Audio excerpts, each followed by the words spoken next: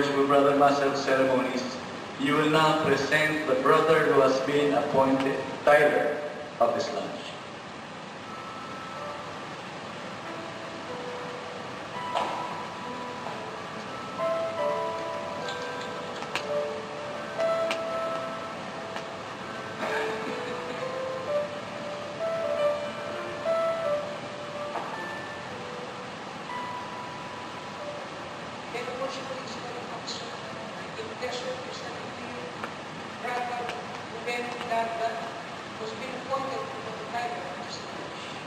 Brother Jhoven, Larga, you have been appointed tither of this lodge, and you will now be presented with the jewel and implement of your office.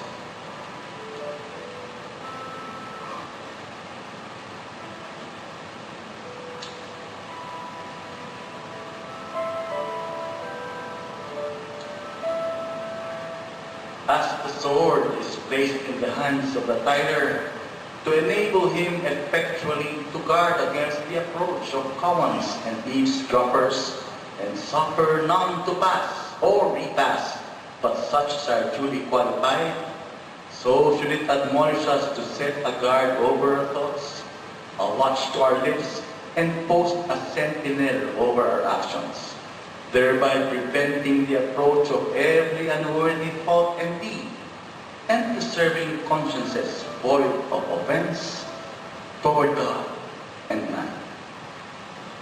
You will now repair to your proper place.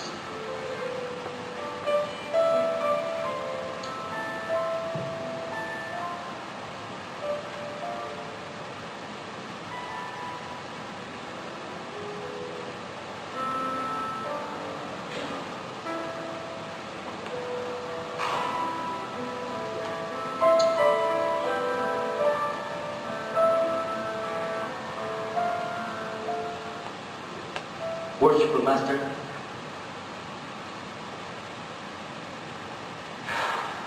I congratulate you on your ascension to this time-honored seat. The duties incumbent upon you in your exalted station are fraught with great responsibilities.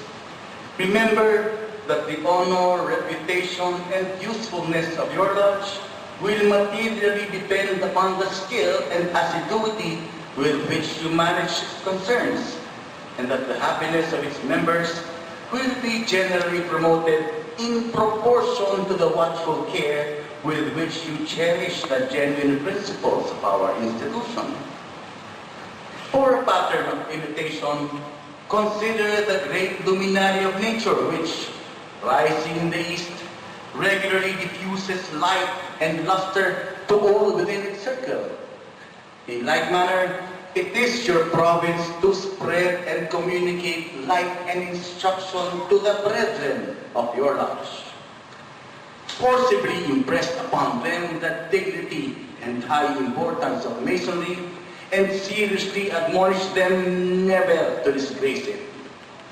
Charge them to practice out of the lodge those great moral duties which they have been taught in it, and by amiable, discreet, and virtuous conduct to convince mankind of the goodness of this institution, so that when a person is said to be a member of it, the world may know that he is one to whom the burdened heart may pour out its sorrows, one to whom distress may prepare its suit, one whose hand is guided by justice and whose heart is expanded by benevolence.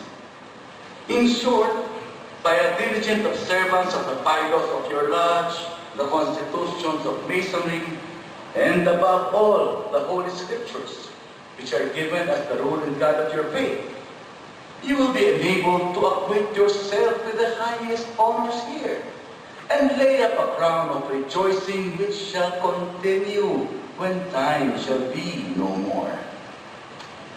Brother Senior and Junior Wardens,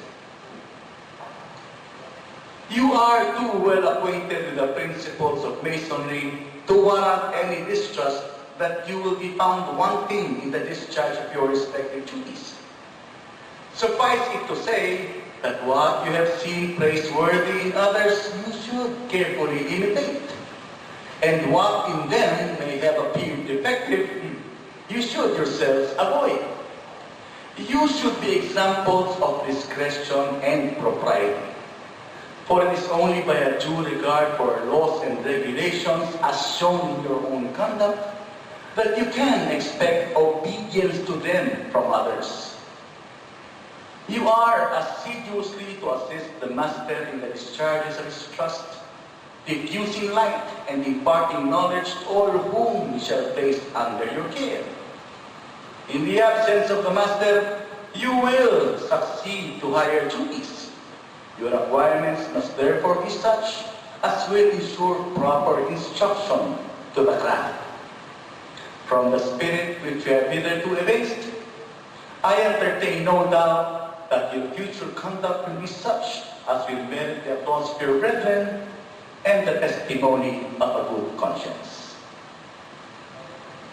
The brethren of Pasig City Lodge number 409 will now rise.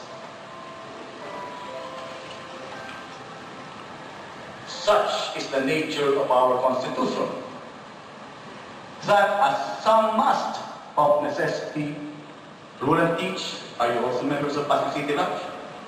Apparitions, that's okay. As I said, such is the nature of our Constitution, that as some must of necessity rule and teach, so must others of course learn to submit and obey. Humility in both is an essential duty. The officers who have been chosen to govern your lodge are sufficiently conversant with the rules of propriety and the laws of the institution to avoid exceeding the power with which they are entrusted. And you are of too generous a disposition to envy their preferment. I therefore trust that you will have but one aim, to please one another and unite in the grand design of promoting happiness. Finally, my brethren, as this association has been formed and perfected in so much unanimity and concord, so may it long continue. May you long enjoy every satisfaction and delight which disinterested friendship can afford. And may kindness and brotherly affection distinguish your conduct as men and as masons. Within your peaceful walls, may your children's children celebrate with joy and gratitude the annual recurrence of this auspicious solemnity. And may the tenets of our profession be transmitted through this lodge, pure and unimpaired from generation to generation.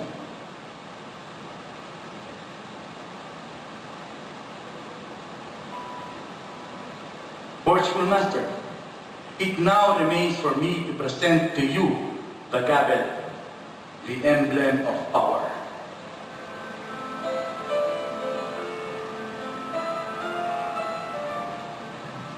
In the hands of the Master, it may be made the instrument of great good or of greater evil. With it, the Master governs his lodge, and the welfare and prosperity of your lodge in a great measure depend upon its judicious use. In your hands, I am confident it will be wielded for the best interests of your brethren.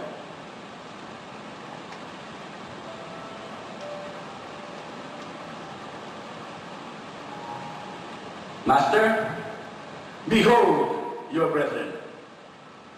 Brethren, behold your master. The brethren of Pasig City Lodge number 409 will, under the direction of the Master of Ceremonies, form in procession and salute their worshipful Master in due and public form.